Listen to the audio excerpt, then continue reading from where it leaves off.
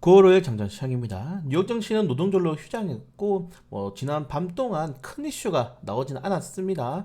박스피를 예상하고 있는 국내 증권사 그리고 어제도 역시나 양 시장 모두 혼조세로 끝났고 이번 주에 한국 2분기 GDP 발표가 있긴 하지만은 주요 내용은 G20 정상회담 이번 주에 있을 그리고 오늘 인도네시아 인리로 이제 윤석열 대통령이 순방을 떠나죠. 거기에 따른 건설 기계 관련 테마주들, 원전 관련 테마주들이 움직일 수 있는지 그런 체크가 가장 중요할 것 같습니다. 그걸 제외하고는 어제랑 좀 비슷하게 시장이 흘러갈 가능성이 매우 높다. 최근에 2차전지 업종들 특히 에코프로 그룹주들이 현재 이 2차전지 인버스 ETF라든가 리튬 가격의 하락이라든가 추가적인 매도 리포트들을 통해서 부진한 흐름이 나오고 있는데 반도체 업종으로 다시 한번 수급이 몰릴 것인지 어제 삼성전자가 2%대 상승이 나왔다가 종가를 거의 그 강보합으로 마감했잖아요. 오늘 만약에 음봉이 떠버리면은 요것도 피곤하거든요. 그래서 삼성전자가 7만원대 위로 유지해줄 수 있는지 이게 주요 포인트입니다.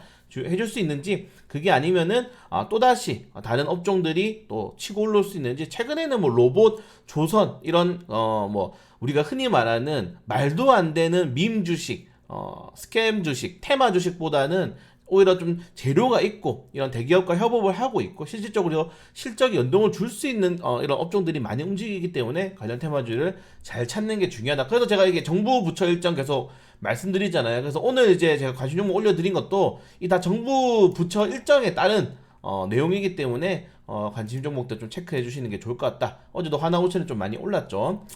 자, 그리고 이제 에코프로 이슈를 조금 더 말씀드리면은 지금 중국에서 배터리를 너무 많이 만들고 있어가지고 사실 모든 산업이 그렇죠. 이 산업이 잘 되나 싶으면은 거기에 설비 투자하고 많은 기업들이 참가하고 이렇게 되면서 어떻게 됩니까? 물량이 확 늘어나 버리죠. 거기서 이제 치킨 게임을 하고 승리한 자가 이제 1등, 2등이 되는 건데 일단은 중국의 저가 배터리가 지금 시장에 공급이 너무 많이 풀렸다고 합니다. 사실 전기차도 여러분들 전기차는 필수 소비재가 아니죠.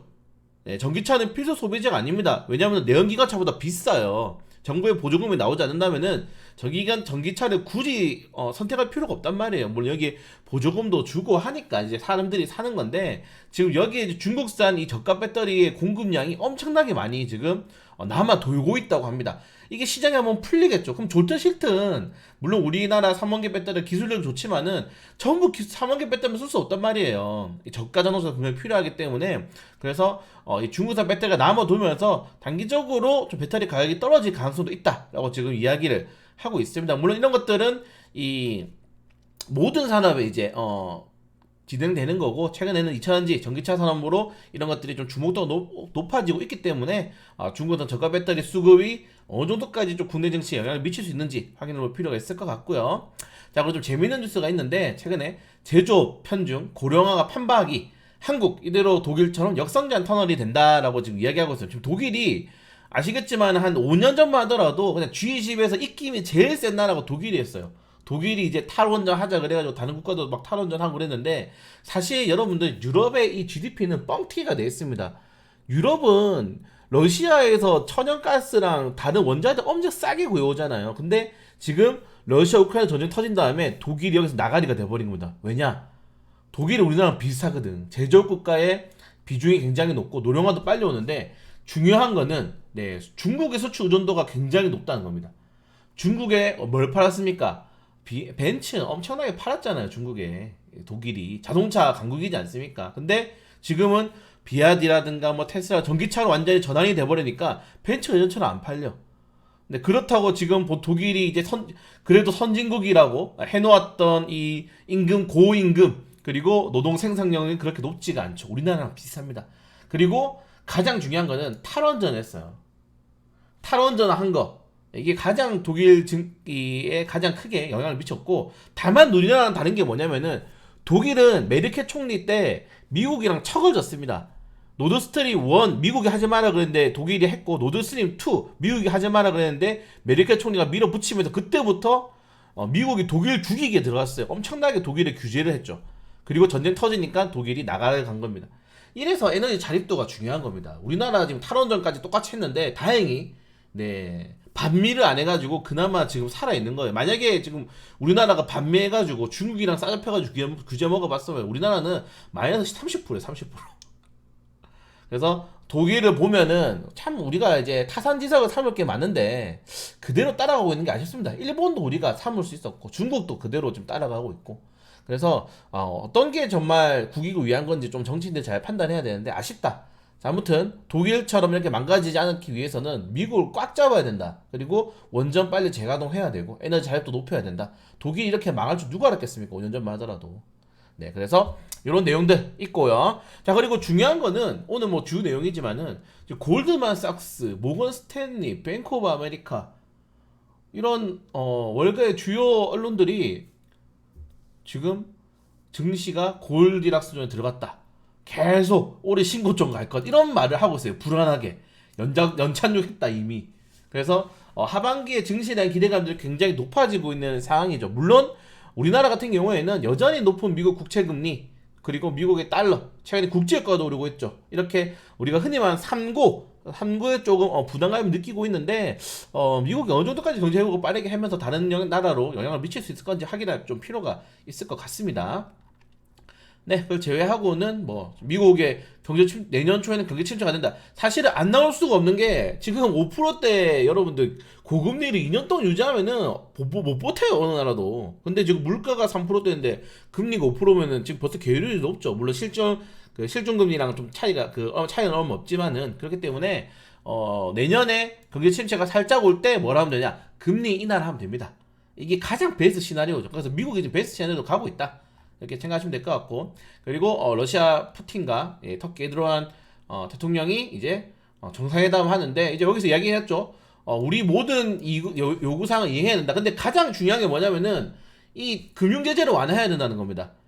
푸틴이 계속 그걸 하고 있는데 금융제재를 완화해주면은 모든 유럽연합과 미국의 규제는 의미가 없어지는 거예요. 푸틴은 지금 식량을 지고 흔들고 있는 거죠. 여기에 플러스 브릭스 국가들 계속 말씀드립니다. 브릭스가 같이 있기 때문에 확대될 수 있다. 이렇게까지 생각하시면 될 것 같고 그리고 중국이 정말 엄청난 규모의 연속적인 부양책 근데 저는 나쁘지 않다라고 봐요. 여기서 만약에 중국이 뭐 지난주에 뭐 대출대금리 APR을 갑자기 막 크게 낮추고 뭐 지준을 푸는 것보다는 지금 단계적으로 점진적으로 하고 있죠. 그럼 중국도 너무 바보는 아닌가. 그래서 점진적으로 체계 개선을 하고 있는 겁니다. 이건 나쁘지 않다 국내 시장에. 그래서 중국 부양책이 어느 정도 먹히면서 최근에 중국 중앙권 증시가 많이 오르기도 했잖아요. 그런 것들은 국내 시장에는 나쁘지 않은 영향을 줄 수 있다. 이렇게까지 보시면 될 것 같고요.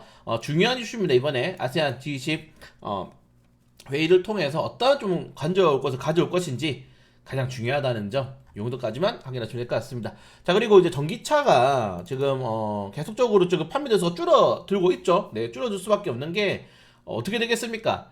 이 전기차 지금 보조금 지급이 굉장히 낮아지고 있으면 지금 우리나라 돈이 없거든요. 세금이 많이 안 거쳐서 전기차 이제 이 보조금이 계속적으로 낮아지고 있는 상황에서 이제 가격 경쟁 여기에 충전까지 전쟁 2라운드를 한다고 합니다. 결국에는 전기차가 확대되는 것의 가장 중요한 점은 인프라가 되겠죠. 네, 제가 예전에 그 LPG 잘 끌어봤는데 진짜 불편하거든요. 물론 전기차 충전소는 그거보다 더 많겠지만은 그래서 충전에 대한 이런 확보를 정부가 계속적으로 하고 있다. 그래서 내년에 14만 대를 설치한다고 합니다. 14만 대는 어느 정도냐면은 올해보다 무려 44% 늘어난 거예요. 이 전기차 지원금 자체가. 그래서 전체적으로 전기차를 내년 말까지 무려 47%까지 늘릴 거다. 엄청나게 느는 거죠. 2배 늘어나는 겁니다. 2배. 2배 늘어나는 돈도 2배 늘리고 그리고 물량도 2배 늘린다. 그래서 전기차 충전소에 대한 이런 인프라에 대한 기대감들은 계속 커질 거다. 다만 최근에는 테마가 좀 늘었죠. 네, 제가 한 1년 전에 전기차 충전소 말씀드릴 때는 테마가 5개, 6개밖에 없었거든요. 근데 지금 많이 늘었어요. 왜냐면은 기업에 참가하니까 많은 기업들이 시장에. 그래서 아까 말씀드린 것처럼 시장이 활성화된다. 그러면 기업들이 참가하고 치킨 게임 한 다음에 1, 2, 3등 나누는 겁니다. 그래서 이제 한판 붙기 때문에 거기에 대해서 조금 이제 주가가 많이 흔들릴 수 있다는 점들 특히 대기업들이 좀 많이 여기에 뛰어들고 있다는 것도 중소기업들에게는 부담이 될 수 있다. 체크하시면 될 것 같고 지금 이 폐플라스틱 관련된 이슈가 계속 나오고 이것도 이제 정부 일정에 계속 잡히거든요. 지금 정부 일정에 계속 잡히고 있어요. 이렇게 폐플라스틱이라든가 탄소 배출이라든가 그래서 지금 폐어망도 섬유로 쓰고 특히 지금 이 효성 TNC가 그렇게 하고 있죠. 그리고 플라스틱 재활용 시장이 무려 600조까지 확대가 된다고 합니다. 자, 그 여러분들 생각해 보시면은 10년 전에 여러분들에게 전기차 자율주행 갈 거다라면 예상은 하죠. 그렇지. 그때도 한 레벨 1, 2는 나왔으니까. 근데 주식 안 살 거잖아요. 근데 누구나 알고 있어. 언젠간 가겠지. 이렇게. 그러니까 이것도 마찬가지입니다. 언젠간 무조건 할 수밖에 없는 산업. 무조건 해야 되는 테마인데 지금은 애매한 거죠.